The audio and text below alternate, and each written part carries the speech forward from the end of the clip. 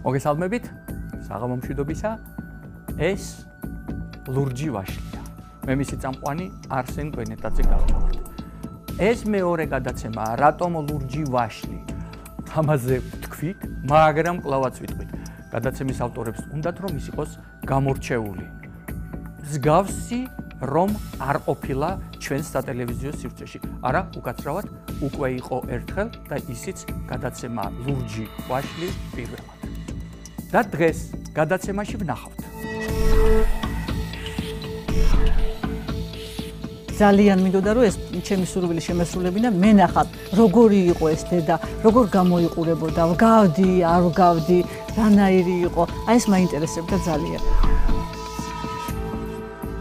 შინაარსიანია ღამე უფრო ცხოველებთან. მხოლოდ და მხოლოდ მგლების, აფთრების და მათი ხმოვილი ისმის. და სხვათა შორის ხშირად მithქვია და ვამბობ ჯუნგლებში მგონია ჩემი თავი და მე ეს ძალიან მომწონს. პირდაპირ ეკვეთება, ასე ვთქვათ, ეშმაკს ამ ლოცვის ძალით, ლოცვის მეშვეობით, მოდელი, რომელიც კითხულობს ამ ლოცვას. პირველი სიუჟეტი თიანეთიდან გახლავთ და ის ეძღვნება მრავალ წლოვან პრობლემას, შეიძლება ითქვას საუკუნეების პრობლემასაც, რასაც დედა-შვილობა ჰქვია. ეს სიუჟეტი ჩვენმა ჟურნალისტმა ქალბატონმა მარი ჯაფარიძემ მოამზადა.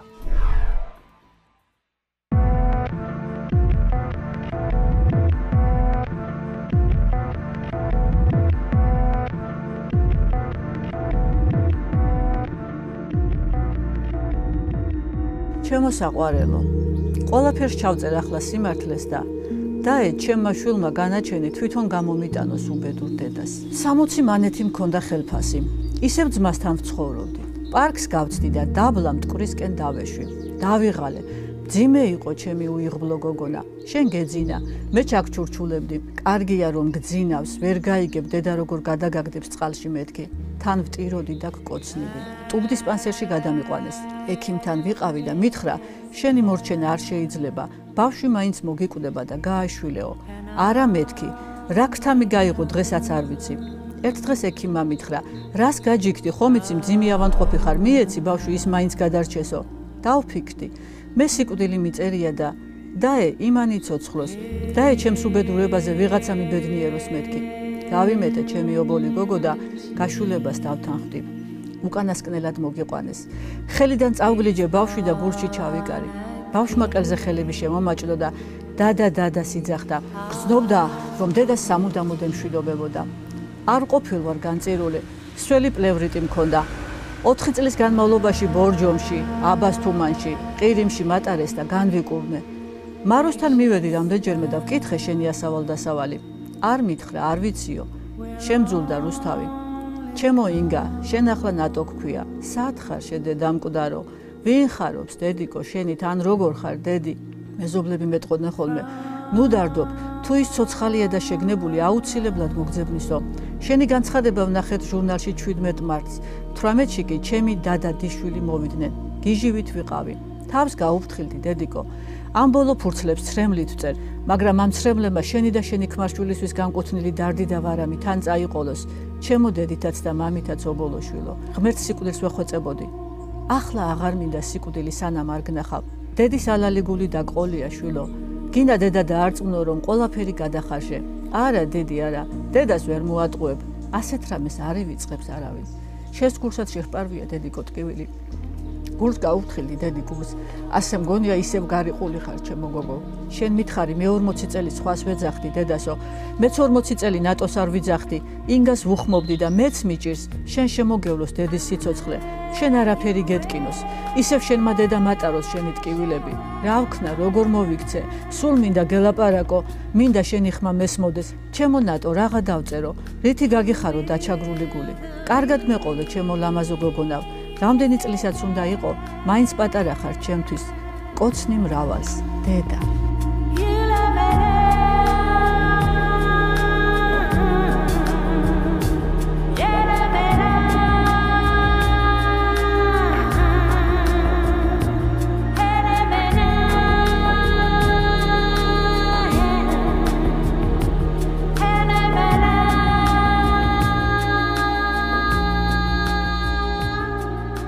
არახევრის ვიყავი, როდესაც ჩემმა გამზრდელმა მშობლებმა თიანეთში მომიყვანეს და მიმაბარეს აი ამ საბავშვო ბაღში.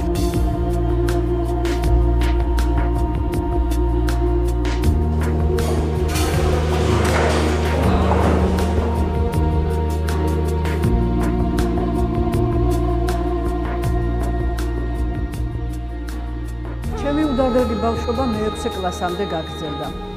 მე-6 კლასში რო ვიყავი, რატომღაც ეჭვი დამებადა თავში, ნაშულები ხომ არ ვარ.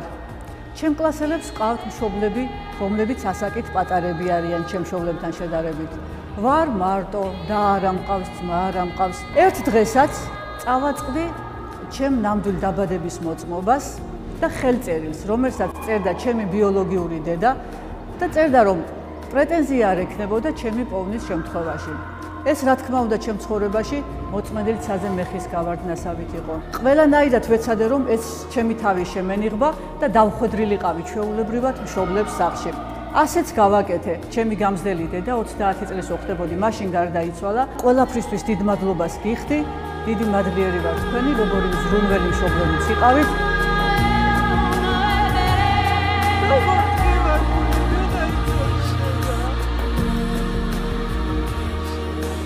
ბავშვობაში არ მქონია სურვილი ბიოლოგიური დედის პოვნის, რამდენადაც ჩემი გამზრდელი მშობლების ნერვებს ვფრთხილდებოდი, ამდენად არ დამბადებია სურვილი, რომ მომეძებნა ჩემი ბიოლოგიური მშობლები, ეს უკვე მოგვიანებით. ძალიან დიდი ბრძოლა გადავიტანე მე-6 კლასიდან დაწყებული. 12 წლის ბავშვი მარტო შევეჭიდი ამ ტვირთის ატანას. გამუდმებით რაღაც მჭამდა შიგნიდან, არ მასვენებდა, რაღაცა დაუკმაყოფილებლობის სურვილი მქონდა, რაღაცა მინდოდა, რაღაცას ვეძებდი. ეს ალბათ იყო ბიოლოგიური დედის პოვნის სურვილი. ამას უფრო მოგვიანებით მივხვდი, ეს უკვე დედის გარდაცვალების შემდეგ. ძალიან მინდოდა რომ ეს ჩემი სურვილი შემესრულებინა, მენახა. დამენახა მაინც თუ ვერ ვნახავდი, როგორი იყო ეს დედა, როგორ გამოიყურებოდა, ვგავდი, არ ვგავდი, რანაირი იყო. აი ეს მაინტერესებდა ძალიან. პირველად რო შემეხმიანა ტელეფონზე ჩემი დეიდაშვილი და სახელი მითხრა ანზორი ვარო. მე უკვე დავიწყებული მქონდა თითქმის ეს ჟურნალში გამოქვეყნებული მასალა და მეუთხარიში რაღაც შეცდომას ხო არა აქ ადგილი. მე ანზორი არავინ არ ამყავს დეიდაშვილი მეთქი და აი ჟურნალ გზაში მარი ჯაფარიძემ რო დაწერა წერილი. მარი ჯაფარიძე როგორც ახსენა და გზა და წერილი, იმ წუთას ყველაფერი გამიცოცხლა თვალწინ, ამოტივტივდა ყველაფერი და რა თქმა უნდა ძალიან ცუდად გავხდი. და მითხრა ანზორიმ რომ შენო იციო რა ხდება ეხლა ხო? რა ხდება მეთქი და ჩვენ ვერგნეთში ვართ ახლაო. შენი დეიდაშვილებიო, შენი დეიდაო, შენი გამჩენი ბიოლოგიური დედაც აქ არისო და ვერ ბედავსო შენთან გასაუბრებასო და შენ რა აზრის ახარო რომ დაგელაპარაკოს დედაო. მე რა თქმა უნდა უთხარი, მე რადგან გზაში წერილი გამოვაქვეყნე და მოვინდომე ბიოლოგიური მშობლის პოვნა, მე უკვე მზად ვიყავი დედასთან შესახვედრათა სალაპარაკოთ და თანხმობა გამოვთქვი რა თქმა უნდა. დედა მარტო იყო უკვე და დედამ თავისი პირით მითხრა რომ მის ცხოვრებაში არ არსებობდა მეორე ოჯახი, არ არსებობდა სხვა შვილი, არ ყავდა არავინ დისა და დიშვილების გარდა. მაშინ უკვე და გავიგე ნამდვილი მიზეზი რაც მთავარია ჩემი გაშულების, მაშინ უფრო გამithვა გული დედის მიმართ რა თქმა უნდა. დედას უმუშავია რუსთავში რომელიღაც ქარხანაში სმენებში და იზოლებული იყო დედა სმენაში რომ მიდიოდა სამუშაოდ. მე დავეტოვებინე მარტო სახლში, დაგიდებდიო შვილოვო კურსო ლოგინზეო და მივდიოდი მეტი გამოსავალი რო არ მქონდაო რომ შენთვის რაღაცა მომეტანა მერე რომ შენ გეჭამა და გვიარსება ასე ვთქვათ. კი მივუტევე დედას და ვაპატიე ეს ყველაფერი, მაგრამ სადღეღამისო ბაღებიც ხო არსებობდა მაშინ, ან ბაღში მივიყვანე, ან რაღაცა სხვა გამოსავალი ენახა რომ აი ესეთი 1 წლის ბავშვი შეიძლება ვირთხებიც დადიოდნენ იმ სარდაფში და ან შევეჭამი ან რაღაცა ხან ჩამოვარდებოდი ქვევითო საწოლის. ჩემი თავი მეცოდება ხოლმე აი ამ მომენტებს რო ვიხსენებ.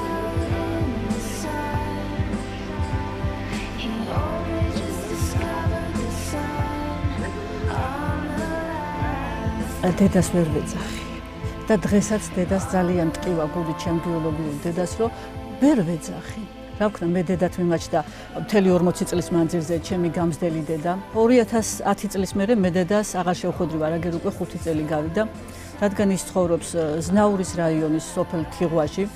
არის ოკუპირებული ტერიტორია, საზღვარი ჩაკეტილია. ძალიან უნდა გადმოსვლა დედას აქეთ ჩემთან, მაგრამ მეც ვთხოვ, ძალიან მინდა ერთად რო ვიყოთ და ის დაკარგული წლები ავინაზღავროთ ერთად ყოფნით, მაგრამ ვერ ახერხებს გადმოსვლას.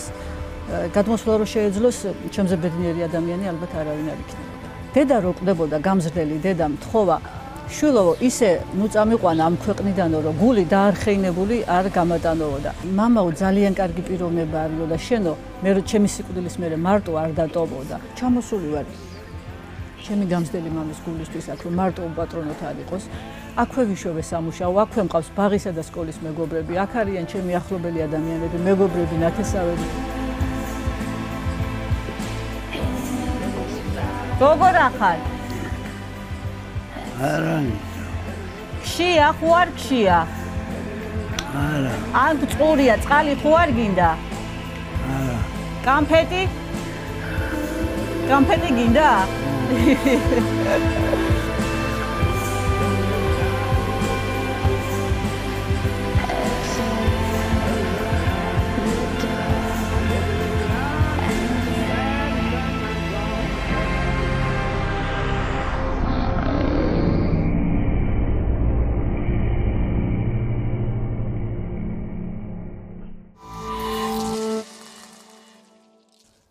მოგესალმებით. მადლობა სტუდიაში მოსვლისათვის. მე ესეთი შთაბეჭდილება დამჭა, რომ ისტორიის, სიუჟეტის გმირები ისინი არიან, მაგრამ ისტორიის ერთ-ერთი გმირი თქვენც ხართ. და რატომ? თუ შეიძლება ამის შესახებ თქვენ მინდა რომ ესაუბროთ ჩვენს ტელემაყურებლებს. საქმე ის გახლავთ, რომ წლების წინ, ეს 2007 წელი, როდესაც მივიღე წერილი საბერძნეთიდან. წერდა 40 წლის. თქვენ ამ შემთხვევაში როგორც ჟურნალისტი. ჟურნალისტი. ჟურნალ გზაში გვაქვს რუბრიკა მობილიზაცია, სადაც იბეჭდება სხვადასხვა სახის განცხადებები, მკითხველების და ერთ-ერთი ქვერუბრიკა იყო ვეძებ. და იქ ადამიანები ერთმანეთს პოულობდნენ ამ რუბრიკის საშუალებით და აი ამისთვის მომივიდა ერთი. ძიებდა და ხვავებდა. დიახ, მე წერილი, სადაც 40 წლის ქალბატონი მთხოვდა, რომ წლების განმავლობაში აინტერესებდა ვინ იყო მისი ბიოლოგიური დედა და დავხმარებოდი მოძებნაში. ეს განცხადება მისი და წერილი დავბეჭდეთ საკმაოდ ვრცლად და თქვენ დაბეჭდეთ იმ რესპონდენტის წერილი, რომელიც გთხოვდათ რომ მოძებნეთ, დამეხმარეთ ჩემი ბიოლოგიური დედის მოძებნაში. დიახ, მას ჰქონდა მონაცემები დედის, იმიტომ რომ ბავშვობაში მან იპოვა დაბადების მოწმობა თავისი და დედის ხელწერილი, სადაც უარი იყო შვილზე ნათქვამი. დიახ. და ეს დედის სახელი და გვარი, მამის სახელი და გვარი ჰქონდა და აქედან გამომდინარე საკმაოდ დიდი შანსი არსებობდა იმის, რომ ჩვენ მიგვეგნო ამ ადამიანისთვის. მართლაც მივაგენით, დაახლოებით თვენახევარი დაგვჭირდა ამისთვის, რომ ამ ქალბატონისთვის მიგვეგნო და სამწუხაროდ აღმოჩნდა ის ოკუპირებულ ტერიტორიაზე მცხოვრები ქალბატონი თინათინ ბიწოევა, რომელსაც ძალიან დიდი ემოციები ჰქონდა, როცა გაიგო, რომ შვილი ეძებდა. წლების განმავლობაში წლინახევრის გაიგო ეს მან. დიახ, ეს გაიგო ჟურნალიდან მან. და მისი დიშვილების საშუალებით მოხდა მერე ჩვენი დაკავშირება. მოკლედ, ქალბატონი თინა ძალიან დიდ განცდებში იყო, როდესაც შეიტყო, რომ შვილი ეძებდა. ეს იყო მისთვის, არ ვიცი, აი რა გითხრათ, ცაზე მეხის გავარდნასავით იყო მისთვის და როდესაც მისი დიშვილები მე მელაპარაკებოდნენ, ქალბატონი ცუდად გახდა და იძულებული გახდა ტელეფონიც კი გაეთიშათ იმის გამო, რომ მიეხედათ იმ ქალბატონისთვის, გონზე მოეყვანათ ისევ, იმდენად დიდი ემოცია იყო და დამერწმუნეთ, რომ ეს ჩემთვისაც ძალიან დიდი ემოცია იყო, აი ვტიროდი ამ პროცესში, როცა ეს ყველაფერი ხდებოდა. ორმაგად დატვირთული იყავით, ერთი მხარე, მეორე მხარე. და ძალიან დიდი ემოციები მივიღე მე პირადად, აი უცხო ადამიანმა, რომელიც უბრალოდ შუამავალივით ვიყავი და მე წარმომიდგენია მათი განცდები და მაშინვე დავურეკე იმ ქალბატონსაც ნატოს, რომელიც ეძებდა დედას და მისი მხრიდანაც ძალიან დიდი ემოცია წამოვიდა. თუმცა ისინი აქედან 3 წლის შემდეგ შეძლეს მხოლოდ ერთმანეთთან შეხვედრა, იმის გამო რომ ის საბერძნეთში იყო და ჩამოვიდა. თვითონ ნატო ამბობს, რომ მეგონაო, რომ აი ფილმებშიც რომ მინახავსო დაუშვათ და მეგონაო, ესეთი არ გამოდგა ჩვენი შეხვედრა, გულდაწყვეტილი ამბობს, იმიტომ რომ 3 წლის განმავლობაში ერთმანეთთან Skype-ის საშუალებით რაღაცა მუდმივი კონტაქტი გახდა და უკვე ეს აღარ იყო მოულოდნელობა, ხო? პირველი, თუმცა მაინც ძალიან ემოციური იყო მათი შეხვედრა და მაინც ძალიან დიდი. ძალიან მნიშვნელოვანი ნაწილია. ბოლო კითხვა მექნება თქვენთან. რა სიუჟეტს გვიმზადებთ კიდევ შემდეგისთვის? იმედია, ამ ერთზე არ გაჩერდებით. მე სანამ შემდეგზე გადავალთ, მე მინდა გითხრათ, რომ ამ სიუჟეტის კეთების პროცესში ჩვენ ძალიან გვინდოდა რომ დედის კომენტარიც ყოფილიყო და მისი ემოციები გვენახა. მაგრამ სამწუხაროდ ისევ და ისევ იმას შეგვიშალა ხელი რომ ეს ქალბატონი ოკუპირებულ ტერიტორიაზეა და ვერაფრით ვერ შეძლებდა ეს უშლის შვილთან ურთიერთობაშიც კი ხელს 2010 წლის შემდეგ მათ ერთმანეთი არც უნახავთ პრინციპში აი ამ ბარიერის გამო ეს არის ძალიან სამწუხარო ფაქტი ცხოვრება მარტივი არ არის ერთ სირთულეს მეორე მოხვება თუმცა დაუძლეველი დედამიწაზე არ არის ძალიან ძნელია როცა 40 წლის განმავლობაში 40 წლის ასაკში გაიცნობ დედას და იმის მერე ისევ კარგავ აი ესეთი პრობლემების მაგრამ ვიქონიეთ უკეთესი მომავლის იმედი რამე თუ მე ასევე მეკუთვნები ადამიანთა რიცხვს რომელიც ფიქრობენ რომ შეუძლებელი არაფერია კი ოპტიმისტური განწყობილება ზოგადად კარგია ნამდვილად დიდი მადლობა რომლისათვის დიდი მადლობა სიუჟეტისათვის და შემდგომი ხალხის და ადამიანთა ვფიქრობ მეტად და მეტად დახმარების შესაძლებლობისათვის შეიძლება. კი, მოდით ეს ჯერჯერობით დავტოვოთ სიურპრიზად, იმიტომ რომ თვითონ იმ ადამიანებისთვის სიურპრიზი იქნება. რა თქმა უნდა, ვისაც ამ მასალას ვამზადებთ. ყველაფერზე დანარჩენ ლურჯ ვაშლებში რა ვაკეთოთ? დიახ, აქედან გამომდინარე, ჯობია რომ დღეს ამისგან დიდი მადლობა. კი, არც მიკითხავს. ჩვენი შემდეგი სიუჟეტი როგორც პოზიტივი, ისე იყო ჩაფიქრებული და მომზადდა კიდეც ქალბატონზე, რომელიც მრავალი წელია ცხოვრობს ზოოპარკში და უვლის მის ბინადართ. დაწყებული პატარა თითქოს და უწყინარი მაიმუნებიდან დამთავრებული ისეთი დიდი შეიძლება ითქვას მტაცებლებით, როგორიც არის ვეფხვი და ლომი. სწორედ 26-ში მოხდა ტრაგედია, გახმაურებული ტრაგედია ზოოპარკში, რომელსაც მოჰყვა მძიმე დაზიანება ვეფხვის მიერ აღნიშნული ქალბატონისა. შესაბამისად, ეს სიუჟეტი კიდევ უფრო საინტერესო გახდა, ალბათ, რამე თუ ეს ერთი კონკრეტული ადამიანის განსხვავებულ ცხოვრებას აჩვენებს. ძალიან სამწუხარო ფაქტი მოხდა, როგორც ჩანს, მივიდა თავის ვეფხვებთან, შინით არ შესულა, იმ ვეფხვებთან, რომელიც მისი გაზრდილები იყვნენ, შინით არ შესულა, გარედან უყურებდა, რასაც უძასაკოთ ხშირად აკეთებდა, ასე ვთქვათ, მისი რა თქმა უნდა, გული შეტკიოდა იმ ცხოველებზე, რომლებიც მას ჰყავდა გაზრდილი. შემდეგ სამწუხაროდ არ ვიცით რა მოხდა და ან შესაბამისად არ ვიცით ზუსტად რა მოხდა, ჯერჯერობით საუბარი მასთან შეუძლებელია და ალბათ რაღაც ჩათვალა საჭირო, მან დაინახა როგორც ჩანს რაღაც ისეთი, რომ ჩათვალა საჭირო, რომ ახლოს მისულიყო ვოლი ერთთან, ან შეიძლება თვითონ ცხოველსაც რაღაცა გარკვეული დახმარება რაღაცა ჭირდებოდა, თუნდაც მაგალითად ერთ-ერთი ვისაც ვარაუდია, მე არ მინახავს ეს, არ შევსწრები ვარ და შესაძლებელია თქვა თუნდაც ის რომ ცელოფანის პარკი ყოფილიყო რომელსაც ცხოველი პირით დაიჭერდა ესეც კი სარისკო აღმოჩნდებოდა ცხოველისათვის და შეიძლება ესეთი მიზეზის გამო მან გადაწყვიტა ახლოს მისულიყო ჩარეულიყო და შესაბამისად მერე მოხდა ეს თავდასხმა. მდგომარეობა სტაბილური არის დღეს კონტაქტურიც გახდა რაც იმეც გვაძლევს რომ ყველაფერი კარგად ჩაივლის. სამწუხაროდ ხელი დაკარგა მან.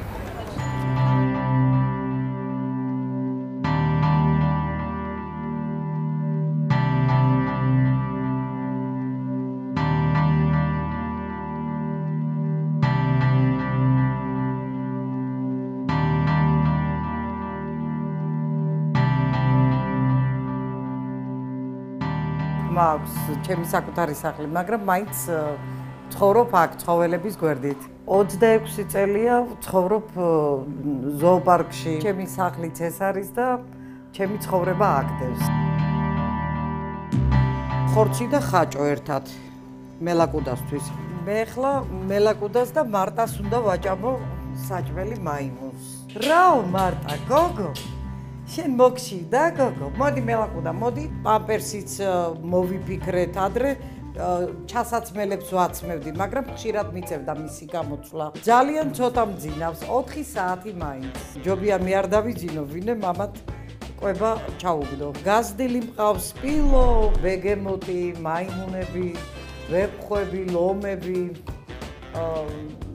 ჯიხვები, მელა, ტურა, თითქმის იაგუარების და შემოყვანილი ძალიან მცირე ცხოველების გარდა ყველა ჩემი გაზრდილია. შვილი არ მყავს გაზრდილი.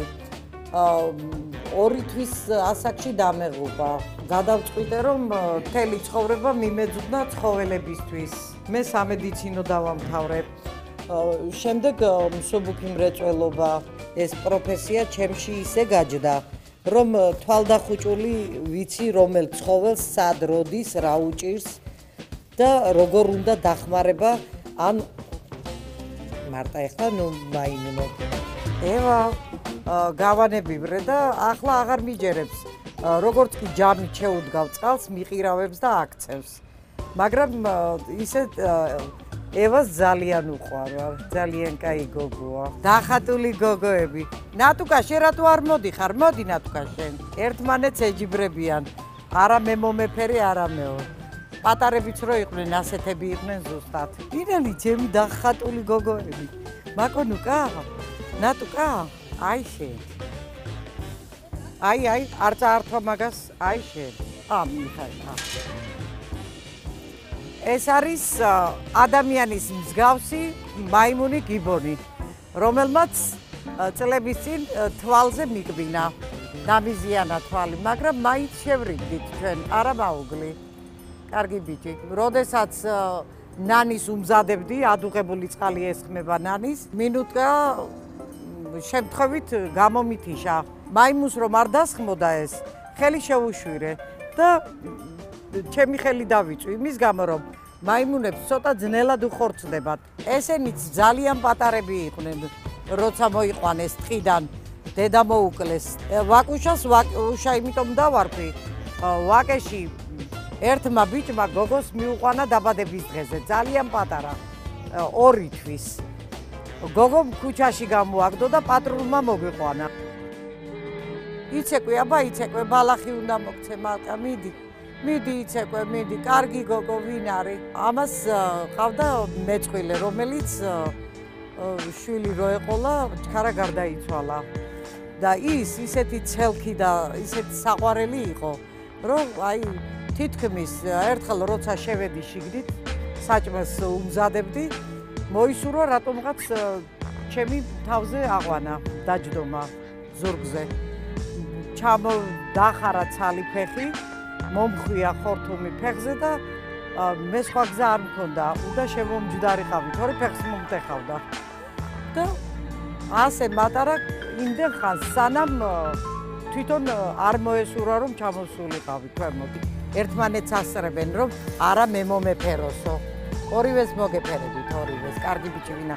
ეს კუდით სატალახში ჩაწეკი, შენ ბრუტუნა ხომ არ ახარ? ლომი დაიბადა, ზამთრის პერიოდი იყო და მე ამასობაში ჩემ ძაღლსაც ეყოლა პატარა. მართალია დიდი დაცილება იყო ამათ შორის, მაგრამ მაინც გადავწყვიტე რომ ერთმანეთთან ჩამესვა. კარაკულა იმორჩილებს ლომს. ალბათ ლომი ძალიან ჯელტმენია და მაგიტომ საშიშროება არ არსებობს ლომი რომ დაესხას კარაკულას, იმიტომ რომ ისინი ოჯახის წევრებივით უკვე ერთად არიან. შინაარსიანია ღამე უფრო ცხოველებთან. მხოლოდ და მხოლოდ მგლების, აფთრების და მათი ყმუილი ისმის და სხვათა შორის ხშირად მithქვია და ვამბობ ჯუნგლებში მგონია ჩემი თავი და მე ეს ძალიან მომწონს.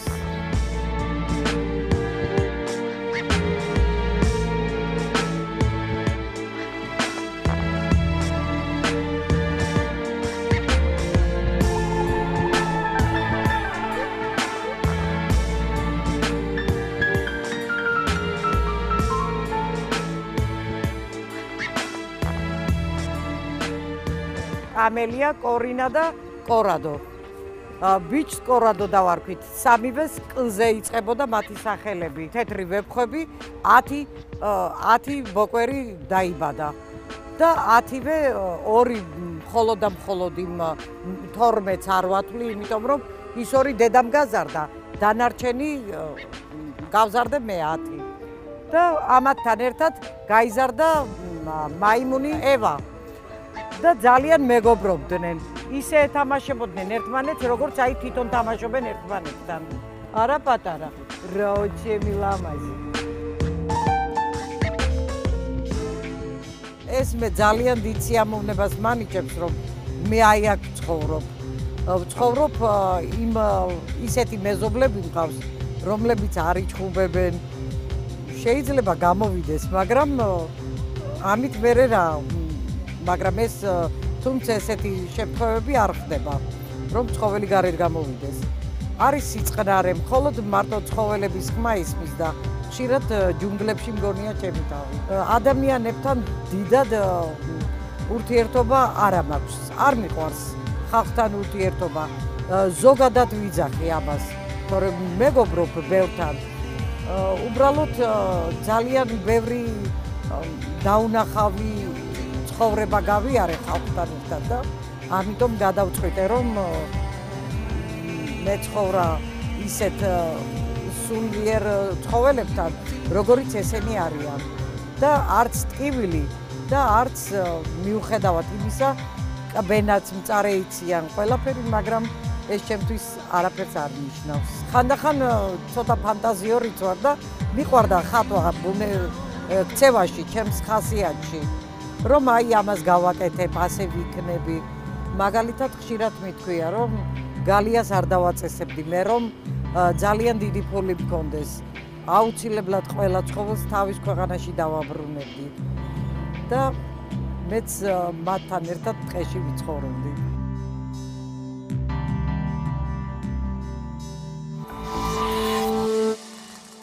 ეხლა კი რეკლამა ჩვენს ეთერში. თუმცა მანამდე მინდა გთხოვოთ. დარჩით ჩვენთან. ნუ გადართავთ და ერთიც მოკრძალებული თხოვნა, ცოტა ხნით ბავშვები ეკრანს მოაშოროთ. თუ რატომ, ამას მოგვიანებით გაიგებთ.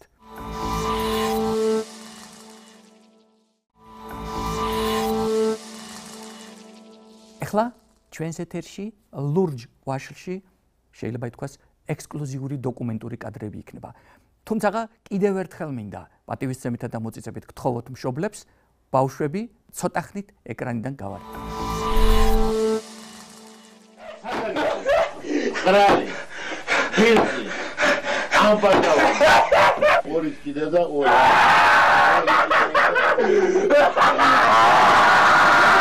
ანუ კან. ამინ. სიუთა, მარადუმ და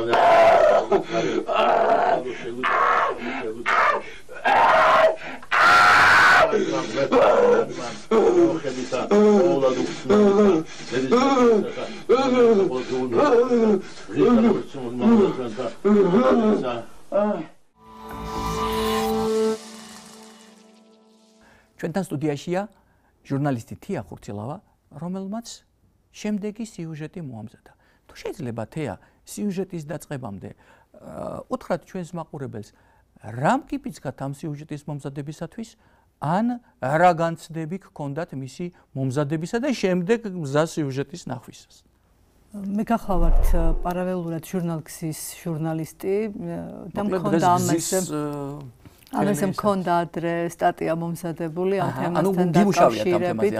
მიმუშავია, ახლობლისგან გავიგე, რომ იყო ასეთი მოძღვარი, რომელმაც მიამბო თავისი ისტორია, დავინტერესდი ამ ამბით, მივედი ტაძარში და ჩავწერე იქ მაშინ რამოდენიმე ადამიანი და აი მახსოვს გავიდა მას შემდეგ დიდი დრო, თუმცა მახსოვს დღემდე ის ემოცია, რაც მოდიოდა ამ ხალხისგან, გულწრფელად ყვებოდნენ ესენი თავიანთ ამბებს, თავზე გადახტენილ ამბებს და ბევრს ცრემლიც მოადგა თვალზე, როცა თავის ისტორიას ყვებოდა.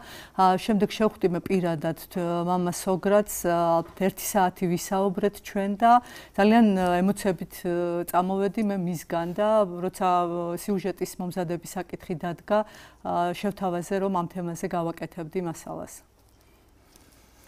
ალბათ მე როგორც თავისუფალი ადამიანი ვფიქრობ, რომ ყველა ადამიანს და ყველა ხედვას აქვს არსებობის უფლება, მით უმეტეს თავისუფალი საზოგადოება სწორედ ეს არის, რომ ყველა შეუძლია ჰქონდეს მისი ემოციების შესაბამისი ფორმით გადმოცემის უფლება, კანონიერების ფარგლებში, რა თქმა უნდა, და ამაზე ალბათ ჩვენ მოგვიანებით კიდევ დავბრუნდებით. მაშ ალბათ შეიძლება უკვე ვთხოვოთ, რომ გავუშვან სიუჟეტი და შემდეგ დავბრუნდებით უკვე სტუმართან ერთად ამ სიუჟეტის განსჯისათვის.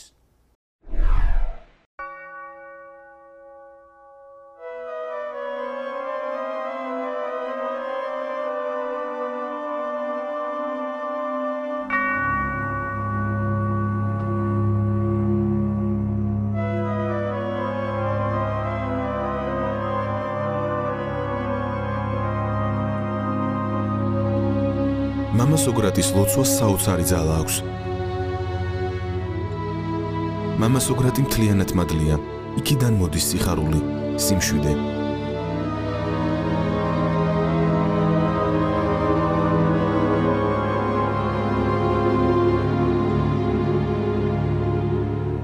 ანდრია პირველწოდებულის სახელობის ტაძრის წინამძღვარი, არქიმანდრიტი მამა სოკრატი, ჭულუხაძე 80 წლის გახდა. დაიბადა 1933 წლის 19 ფებრუარს ცხინვალის რაიონის სოფელ ზემო აჩაბეთში, მრავალშვილიან ოჯახში. მამა ომში გარდაიცვალა. დედა საოცრად მორწმუნე ადამიანი ჰყავდა. ცხინვალში თურმე ყველა იცნობდა თეთრებით შემოსილ სასიამოვნო გარეგნობის ქალს, რომელიც ყველა საეკლესიო დღესასწაულზე ეკლესიაში მოურიდებლად შედიოდა. ხმამაღლა გალობდა და რწმენისაკენ და ლოცვისაკენ მოუწოდებდა. უფლის რწმენით აღზარდა შვილები და სკოლის დამთავრების შემდეგ მამა სოკრატმა მცხეთის სასულიერო სემინარიაში გააგრძელა სწავლა. 1968 წლის 17 მარტს სრულიად საქართველოს კათოლიკოს პატრიარქმა ეფრემ მეორემ სასულიერო აკადემიის მეორე კურსის სტუდენტი სიონის საკათედრო ტაძარში დიაკვნად აკურთხა. იმავე წლის მაისში მღვდლად აკურთხეს და სიონის საკათედრო ტაძარში მსახურობდა. პარალელურად სემინარიის პედაგოგი იყო.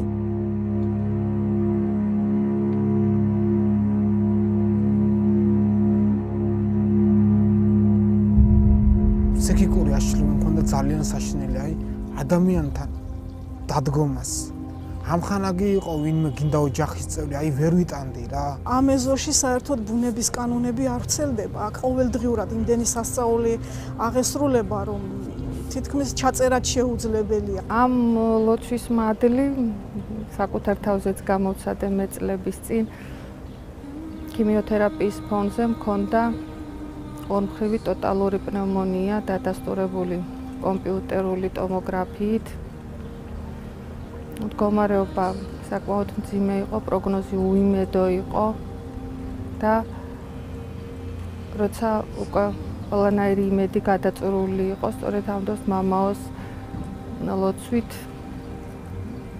მდგომარეობა საგრძნობად გაუმჯობეს და კვეთებულის ლოცვის შესახებ შეიძლება ითქვას რამდენიმე სიტყვით მოკლედ ის საშუალებაც მოგვეცემა, რომ ეს არის განსაკუთრებული ლოცვა, რომელიც ეკითხება არა ყველას, ვისაც სურვილი აქვს და ვისაც უნდა რომ მოვიდეს და დაესწროს ეს ლოცვა. ეს არის ადამიანები, რომლებიც შეპყრობილი არიან ბოროტი ძალით, ანუ დაპყრობილი აქვთ მთლიანად მათი თავისუფალი ნება, კვეთებულიც იმიტომ რომ პირდაპირ ეკვეთება, ასე ვთქვათ, ეშმაკს ამ ლოცვის ძალით, ლოცვის მეშვეობით, მღვდელი, რომელიც კითხულობს ამ ლოცვას, და ამას კითხულობენ ბერები ძირითადად, რომლებიც განწმენდილი არიან თავისი ცხოვრების წესით, თავისი სულიერებით იმ დონემდე, რომ უკვე აქვთ იმის უფლება, იმის საშუალება, რომ პირდაპირ ეშმაკს ეკვეთონ. აი ამ თავიანთი ლოცვით ერთ-ერთი ესეთი მოძღვარი გახლავთ მამა სოკრატი, რომელიც უკვე მრავალი წელია კითხულობს ამ ლოცვას, მრავალი წელია დაადიან მასთან სულიერად შეპყრობილი ადამიანები. ჩემთვაც ისეთი რაღაცები ხდებოდა, ბევრი ადამიანი შიშით გარბოდნენ, აი ეკლესიის ეზოდან. ისეთი ხმები, ისეთი ღრიალი, ეგეთი ხმა საერთოდ ვერ აღწევ რა. აი ეგეთი ხმა არ არსებობს, აი ვერანაირად არ შეიძლება, არა ბუნებაში არ არსებობს რა. ჯვრის დანახვაზე წაიქცეოდნენ, გონებას კარგავდნენ. ხალხი ვერ უძლებდა ამას. აი სოციალისტი რამე ემართებოდა ამ შეპყრობილებს, იფანტებოდა ხალხი და გარბოდნენ. ერთმა დანა მოგფარა და მამაოს ეპარებოდა და რა ვიცი, საშინელებები ხდებოდა. მაგრამ ბოლოს მამაო როცას ამთავრებდა, ესეთი კრავებებით იყვნენ. ფაქტიურად მამაო არის, მე გეტყვით, მთელი ერის ნუგეშია რა. მამა სოკრატესთან დავდიოდ და დავიწყე სიარული და აქედან რომ წამოვიდოდი, ხო, აი წარმოიდგინეთ ადამიანი მკვდარი რო იყოს რა, ყველანაირად, სულით, ხორცით. და ცოცხალი რო გამოვიდეს იქიდან, აი გახარებული. მოვიდნენ თხოვნით და წაიყვანეს ფსიქიატრიულ საავადმყოფოში, რომ ძალიან მძიმე მდგომარეობაში მყოფი შეპყრობილი ეშმაკეული ადამიანი განეკურნა. პატარა გამხდარი ბიჭი იყო და სამი კაცი ვერ აკავებდა. ამიტომ დაბმული ყავდათ, მაგრამ მამა სოკრატის ერთი ლოცვით ადამიანი განიკურნა და დღეს სტიქაროსანია და მსახურობს ტაძარში. დიდი ენერგია ჭირდება ამ ლოცვას და დიდი ენერგია გამოიყოფა ამ ადამიანისგან და დიდი ძალის ხმევა და რა თქმა უნდა, მამაოც იღლება ამ ლოცვის შემდეგ, შეიძლება დასვენება, რადგან როგორც გითხარით, პირდაპირ ეშმაკს ეკეთება და ეშმაკს ებრძვის მამაო თავისი ლოცვით. ახალგაზრდა 20-21 წლის გოგონა დაბრმავდა და ვერაფერი ვერსად ვერ უშველეს და ვერც გაიგეს რა ხდებოდა. და ორი ლოცვის შემდეგ მამაოსთან ორი ლოცვის შემდეგ ეს გოგონა დღეს ბავშვი ყავს, ოჯახი აქვს და შეუულებრივად არის. იყო ერთი ახალგაზრდა კაცი იყო, ახალგაზრდა ბიჭი იყო. იმას უფრო რთულად ჰქონდა ისტორია, იმას პირდაპირ ებრძოდა ეშმაკი. პირდაპირ აი სტანზე ეთყობოდა ეს ბჭყალების ჩამონასვამები და რაღაცები და ვერაფერი ვერ გაუგეს, თვითონ დედა ექიმი ყავდა ამის. მოიყვანეს, მესამე ლოცვაზე თვალები აიხილა. რაც აქ დავდივარ, აი ყველაფერი მომიხსნა, რასაც ქვია, აი მიხარია ყველაფერი. მოიყვანეს ერთი გოგონა, 8 კაცი, 8 ადამიანი აკავებდა, იმხელა ძალა ჰქონდა. მამაოს ლოცვის საკითხის შემდეგ აბსოლუტურად განიკურნა ეს გოგო. პაციენტი ახლა მე მინახავს 40 დღიანი კომაში და უკვე გამორთვას უაპირებდნენ ექიმები. ის ადამიანი მოაბრუნა. შეიძლება ითქვას, რომ დაბადებიდან ეს ადამიანი არის უფლის მადლით გარემოცული. ძალიან ძნელია შეიძლება ამის დაჯერება, მაგრამ მამას ოქრაც ახსოვს, როცა რომ დაიბადა, სრულიად ახლად დაბადებულ ბავშვს ახსოვს, რომ გამოიყვანეს გარეთ და დაინახა ზეცა და შემდეგ დაინახა დედამიწა. ეს ალბათ ისეთი დიდი სასწაულია, რომ ცოტა ძნელიც არის ამის დაჯერება, მაგრამ ეს ასე იყო. დედა გაითიშა და მივასწარე, სახით ნახევრად ცივი იყო და რომ მოვიყვანე, აქ გავიყვანე რეანიმაციაში და რომ მოვიდა მამა სოკრატე და დაიწყო ლოცვის კითხვა. ბოლოს ჩამოთვალა წმინდა დედა გონებაზე არ იყო და დაიძახა იქიდან ის სახელები, რომელიც ჩამოთვალა მამამ წმინდანების სახელები და ეს იყო ფაქტობრივად სასწაული, რადგანაც ადამიანი გონებაზე არ იყო და ამ დროს ამბობდა ამ წმინდანების დასახელებებს და შემდგომში ორ დღეში ისედაც გამოეწერა ეკლესიის სამწყობოდან ისე კარგად გახდა. ახალგაზრდა გოგონა იყო მოსული, შვილი არ ყავდა 8 წელი და მამა სოკრატეს შესახებ რო გაიგო, ანუ ექიმებმა უთხრეს რომ შვილი არ ეყოლებოდა მას, გაიგო მამა სოკრატეს შესახებ და მამა სოკრატემ უთხრა, ტყუპები გინდაო? და ზუსტად იმ თვეში დარჩა ორსულა და მას ტყუპები ყავს. ჩემ პატარა ბიჭი, ნუ ღამის მოსვლის ეშინოდა, როცა ვაძინებდი, შუაღამით შეეძლო ამხტარიყო. ვიღაცას ელაპარაკებოდა, სულ რომ უმტკიცებდა რომ მაგარი ბიჭია.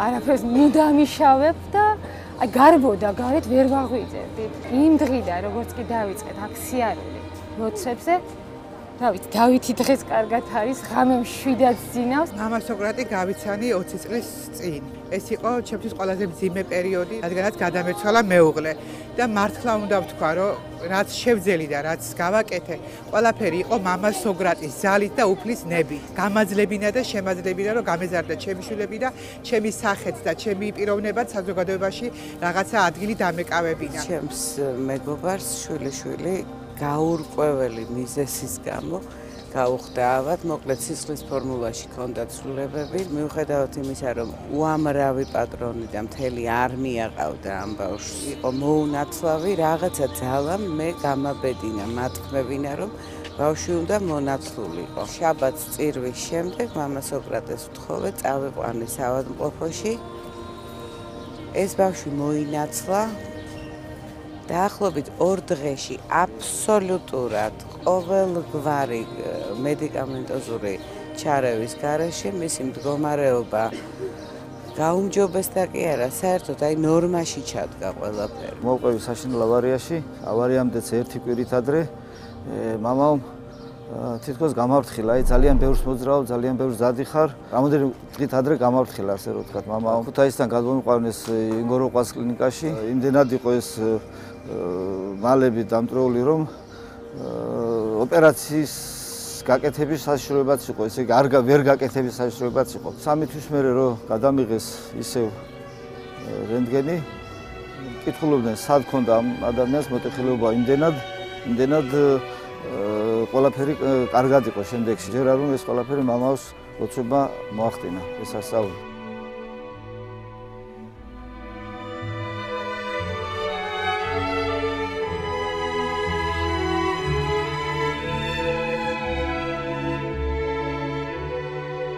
იქნა მასწავდა არ ყოფილიყავ ქვეყნად მე რადგან ამ ყოფით ვამძება მიწას და ცოდი ძეცას ეს ვაცია მას რაღაც ფიქრობ ან ვიზღა უხმობ თუ არ ცოდვების გამოსყიდვით რათა საოცრო თუ ამაშიად უმწეუა გული გონება გულო დაები გონება შენ გასცფრანად აწმო თუ მოხტროს მომავალში ველი სიახლეს ზამთრი დამზრალსა გაზაფხული კვანმა განმაახლებს ეს გაზაფხული ისევ ყველა ისევ ერთია აწმო წარსული მომავალი შემოქმედია ამის მედი მაქვს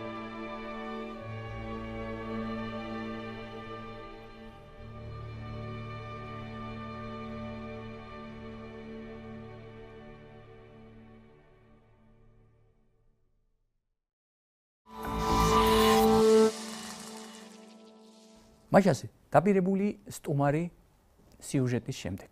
ჩვენთან სტუმრად არის ეთერში დეკანოზი პეტრე კვარაცხელია სვეტიცხოვლის ტაძრიდან.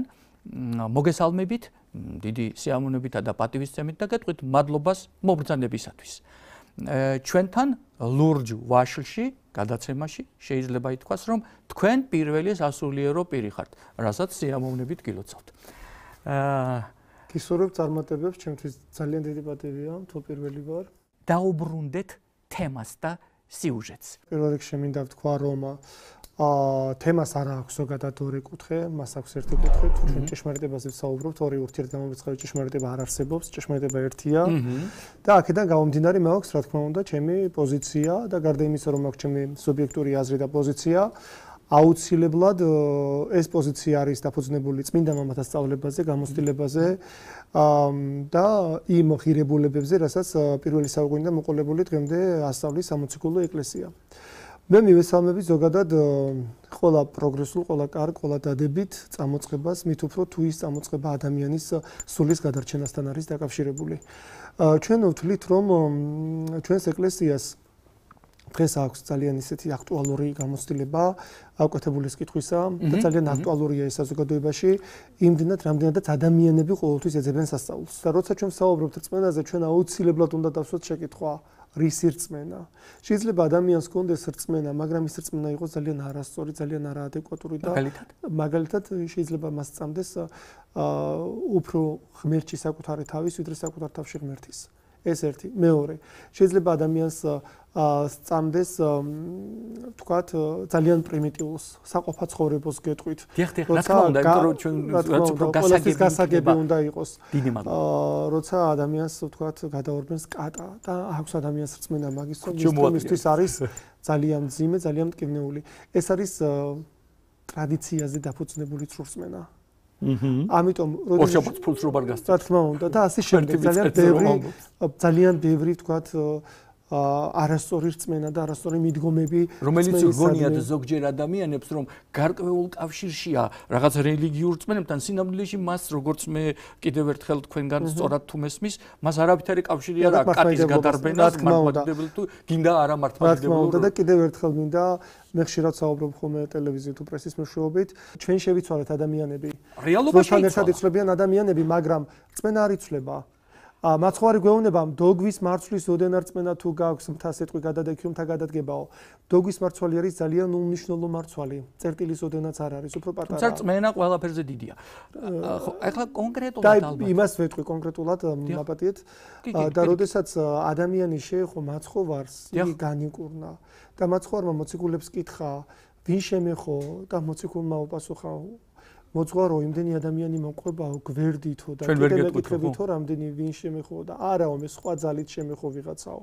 და სწორედ ის ადამიანი განიკურნა ვინც რწმენით შეეხო აქ ჩვენს როცა საუბრობთ კვეთებულებზე მოდით მთელი ძალის ხმევას ნუ გადავიტანთ მხოლოდ კვეთებულებზე კვეთებული კი არ განკურნავს ადამიანს საკუთარი რწმენა სწორად მიმართული მე პირიქით მინახავს კიდეც როდესაც კვეთებულზე დადიან ადამიანები არასწორად ლოცვა კურთხევის გარეშე უფრო გაგიჟებულები დაბრუნებულან. ამას რა თქმა უნდა აქვს თავისი უკვე რეაქცია. ეს აუცილებლად უნდა გავითვალისწინოთ. ეს აჟიტირებული მდგომარეობა, რომ ეკვეთებული გამკურნავს და ძალიან დიდი კელაპტრებით ხატების წინ დგომა და კვეთებულების მოსმენა და შემდეგ იქიდან გამოსვლა და ადამიანების წყევლა, კრულვა და გინება ადამიანს არ განკურნავს. ეს არის ძალიან არასწორი მიდგომა, ეს არის ძალიან ცრუ სწავლება შეიძლება იყოს. რასაც ხვია თუნდაც კარგი მართლმადიდება. რა თქმა უნდა, მე რა თქმა უნდა მივესალმები კვეთებულების ლოცვებს, რა თქმა უნდა მივესალმები მამა სოკრატეს სასწაულებს. გარდა მამა სოკრატესი ჩვენს ეკლესიაში მამა აკაკიც ვკითხულობს თუ არ ვწდები, მეტეხის ეკლესიის მოძღვარი. რა თქმა უნდა ისინი ძალიან ბევრ ადამიანს ეხმარებიან სულიერად და მადლობა უფალს ამისათვის, რომ დღეს თანამედროვე პერიოდში ამის სურვილი, უნარი, ძალა შესწევთ.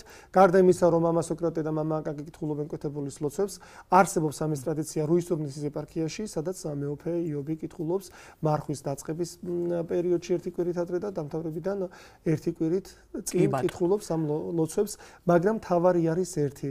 ჩვენ კვეთებულზე ნუ გადავიტანთ აქცენტს, ჩვენ სულიერ მდგომარეობაზე გავაკეთოთ აქცენტს. ძალიან კარგი, ჩვენ ძალიან ცოტა დრო დაგვრჩა და მეც ასევე თქვენ ძალიან კარგი ფრაზა თქვით, რომ რწმენა ადამიანს განკურნავს. რამეთო მე როგორც ექიმი, ჰიპოკრატე ეუბნებოდა ადამიანს, ისიც იქ იყო იქ წინა საუკუნეებში და ეუბნებოდა, როდესაც მის წინააღმდეგ იდგა. ჩვენ აქ სამნი ვართ, მიხედავდა ადამიანი ორდიდგანან. მე თქვენ და თქვენი და ავადმყოფობაო, თქვენი სნეულება. თუ თქვენ ჩემს მხარეს დადგებით და ირწმუნებთ ჩემსას, მე და თქვენ იოლად დავამარცხებთ თქვენს დაავადებას. თუ თქვენ არ ირწმუნებთ ჩემსას, მე აბსოლუტურად აი იმდენად და გარდა ამისა, იცით, ერთი ძალიან პატარა ისტორია, რომელიც ალბათ ასევე რეალობიდან არის და ჩვენ არ შეგვიძლია თვალი დაუხუჭოთ რამეს, საკმაოდ გახმაურებული ამბავი და თქვენ ბუნებრივია ეს გეცოდინებათ, როდესაც ფილმიც კი გადაიღეს შემდეგ, ეგრეთ წოდებული ემილი როუზის 6 დემონი და ასე შემდეგ და მას რეალური ისტორია, რომელიც გერმანიის ფედერაციული იმ დროიდან ფედერაციული რესპუბლიკაში მოჰყვა, როდესაც ახლა იქ დეტალები ცოტა სხვა საკითხია, მაგრამ ახალგაზრდა ეპილეფსიით დაავადებული 17 წლის გოგონა, მას შემდეგ რაც 10 თვის განმავლობაში სხვადასხვა ტიპის გარკვეულ, ახლა იქ არ არის ზუსტად რა ტიპის იყო, მაგრამ სასულიერო პირთა და სხვადასხვა მშობლების მათ შორის მოქმედებით სამედიცინო ხედვიდან გავიდა და მხოლოდ ცდილობდა სხვა გზით. არ ვიცი მის წინააღმდეგ თუ მისი თანხმობით და რატომ გეტყვით. ეს გახმაურებული სასამართლო ამბავი იყო, როდესაც სახელმწიფო როგორც მშობლებს ორთავეს, ასევე პირებს, ვინც თქვათ არასამოქალაქო პირებს მასთან ერთად ამ საქმეში მონაწილეობდნენ, საბოლოო ჯამში ბრალი დასდო იმაში, რომ მათ თავიანთი გარკვეულწილად უპასუხისმგებლობით ხელი შეუწყეს მის გარდაცვალებას, რომელსაც შემდეგ აი ესეთი განფიტვა დაემართა და ახალგაზრდა გარდაიცვალა. ამით რისი თქმა მინდა? თქვენ ჯანეთ სიტყვები, რომელსაც ვფიქრობ, ადამიანთა უმეტესობა დიდი სიამოვნებით დაეთანხმებოდა რწმენა ადამიანს, რისი, როგორ და რა ასე ვთქვათ კონტექსტში, ვისი დახმარებით, სასულიერო პირის, მისი პირადი მამაოსი, დიახ, მისი პირადი მამაოსი თუ სხვა მამაოების დახმარებით, სნეულს ვთქვათ ექიმის და სამედიცინო ხედვის და ეგრეთ წოდებული მედიკიცებუთ მედიცინაზე დაფუძნებული რაიმეების თუ არ ჯერა, იმიტომ რომ იგივე მე თქვენ ძალიან სასიამოვნო ექიმი ბრძანდებით და იგივე დაახლოებით შეკითხვის სახით მინდა დაგისვათ.